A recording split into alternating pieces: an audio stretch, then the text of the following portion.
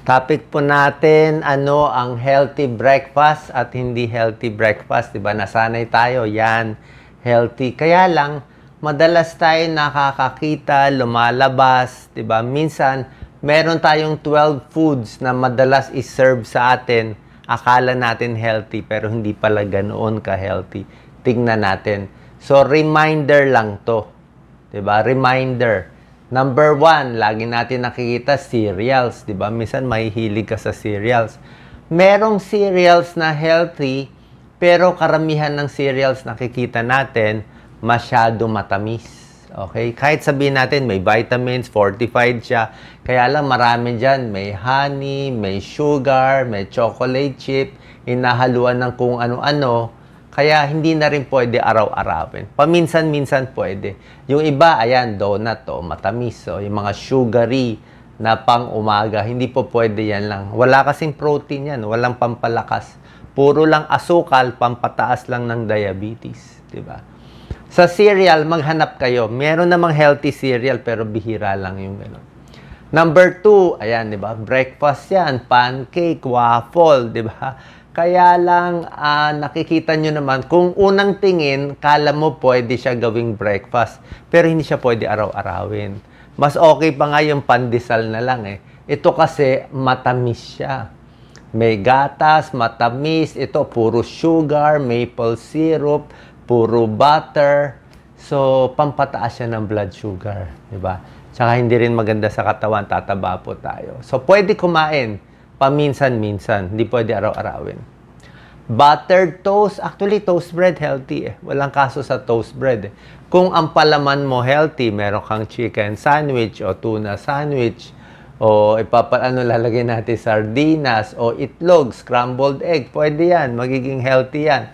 Kaya lang kung toast bread lang alone na may butter, kulang yan pampalakas for the day, di ba? Parang pandesal and kape, kulang eh. Kailangan may konting protina. Kailangan may konting protein-rich na topping. Kailangan kulang siya sa protein. Muffin, yan, di ba? Sa ibang bansa, uso ang muffin. Yan ang breakfast nila eh. Pero magugulat kayo yung muffin mukha siyang healthy. Minsan may parang strawberry, may blueberry sa ibabaw. Pero isang muffin, 400 calories. Para na siyang 2 platong kanin. Pero mo, 2 cups of rice, ang dami ng calories, katumbas ang isang muffin. Paano siksik siya sa mga butter, matatamis, at maraming pang hinahalo. Merong healthy muffin, pero bihira eh. Yung mga commercial na nabibili natin, ano siya talaga, very rich. Kaya kung nagpapapayat kayo, lalo na pag tumatanda na, 50 and above, medyo hinay-hinay na sa ganitong pagkain. Fruit juice. Ang prutas, healthy. Saging, mansanas, healthy. Kung freshly squeezed orange juice, healthy yon. Kung kaya bilhin. Pero yung ganitong fruit juice na galing sa lata, na maraming asukal yan eh. Konti lang talaga yung mga fruit concentrate. Oo, may konting antioxidant, may konting vitamin C yan, pero yung asukal niya masyado marami. So, pag dinamihan mo, hindi rin ganun kaganda. Mas okay ito yung prutas mismo. Minsan, coloring na lang yan eh. Breakfast pastries, di ba? Ang ganda niyan. Let's say, sa restaurant o sa hotel, yan ang isa-serve sa inyo, di ba? Pero kung titignan nyo, paminsan-minsan, once a month, pwede siguro. Hindi nyo lang alam katulad nitong croissant. Itong croissant, wala siyang nakapatong na chocolate. Pero para maging flaky at masarap yung croissant na malambot, sobra daming butter yon. Parang 2 kutsara, 3 kutsara. Sobra daw daming butter ang nilalagay para sumarap itong mga pastries na yan. Yan. Lalo na ito pag nilagyan na ng mga matatamis o marami pang nilalagay na nakapatong. So, pwede siya parang dessert na treat, pero hindi siya talaga yung pinaka pang breakfast mo. Loaded with sugar, fats, calories. Wala pang protein, wala pang fiber. Diba? Kaya hindi maganda. Gutom ka agad niyan. Tataas ng sugar mo, tapos bababa ulit. Ito, coffee. Black coffee, pwede. Pero pag dito ang coffee mo, hindi na to coffee eh. May kape konti, nilagyan mo na ng chocolate, mocha, nilagyan mo ng whipped cream, ginawa mo ng ice cream, meron ka pang mga chocolate syrup, para na tong milkshake, para ka na kumain ng ice cream. So, sobra daming calories. Ayan, 280 calories, isang serving yan. Tataas blood sugar mo, tapos pipilitin yung katawan maglabas ng insulin, pero mahihirapan katawan natin. Diabetes ang makukuha natin. Pag bata ka pa, 20 years old, sige, pwede ka pa uminom. Mga milk tea, mga ganyan. Pero pag matanda na, mahirap na po. Mabagal na metabolism natin. Processed meat, di ba? O yan, madaling i-breakfast, ham, hotdog, yan, salami, langgunisa. O, kaya lang, sobrang alat. High salt, tapos may mga nitrite, preservative. Meron siguro mga mas healthy. Alam ko, meron tayong nakikita yung mga chicken langgunisa o sasabihin nila walang preservative. Siguro a little healthier. Pero yung mga nabibili natin, minsan, hindi po pwede araw-arawin. Hindi ko naman sinasabi huwag kumain, pero dapat limited. Meron din pag-aaral yung mahilig sa processed meat, kasama dito ang bacon, ay mas mataas yung cancer risk. Yan, proven na yan. Higher risk. Hindi naman agad-agad na kumain ka 2 peraso magkaka-cancer, pero yung accumulation, minsan kasi mindset tayo, ito pang breakfast yan. Ito lang healthy dyan, yung itlog lang sa gitna. Yung mga nabibili natin sa fast food na mabilisan, fast food dito, fast food dyan, 'di ba? Yung mga bread, ito lang, may health ito, okay ang keso, pero yung mga cheese natin minsan hindi rin ganoon kaganda. Dapat hindi ganoon kaganda ang alam ko.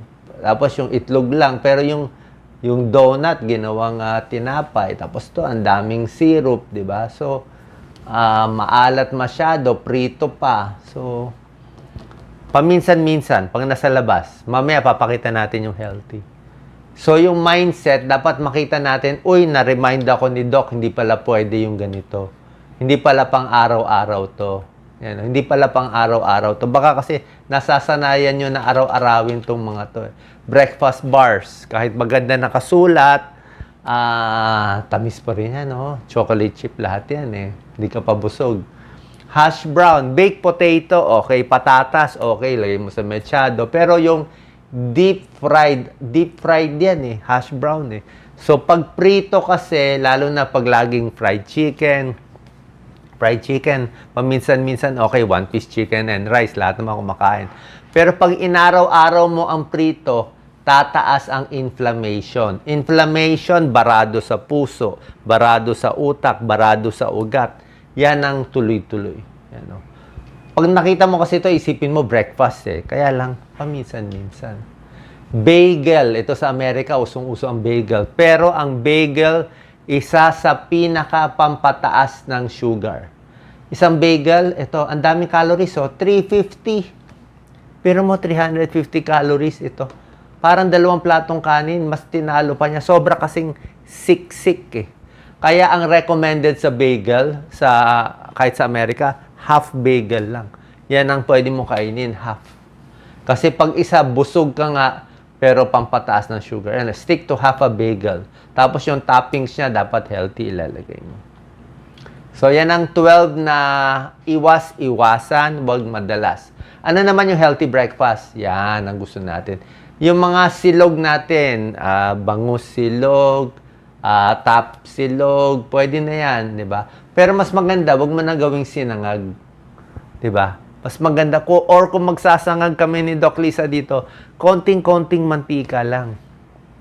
Yung mantika kalaban Konting mantika, konting asin, maraming bawang, yun na yun. Di ba?